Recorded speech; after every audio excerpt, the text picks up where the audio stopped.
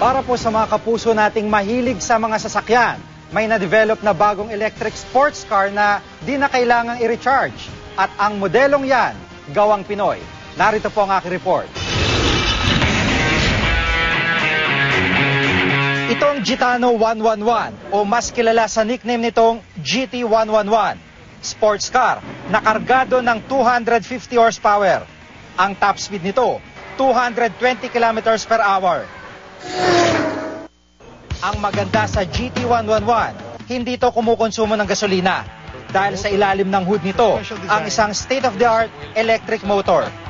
Di gaya ng ibang electric car, di na kailangan pang i-recharge ang kotseng ito dahil sa tinatawag ditong range extender, self-charging ang kotse sa tuwing malolobat.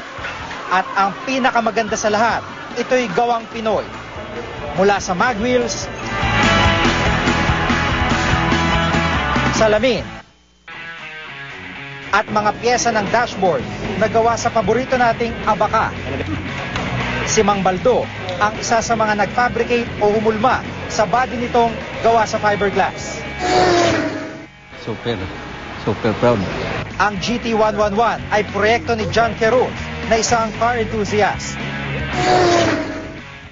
Kahit na mabaha yan, hindi yan masisira.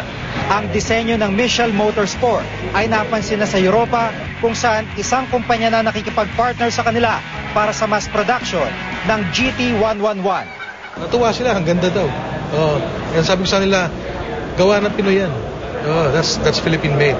Itong GT111, proudly made in the Philippines.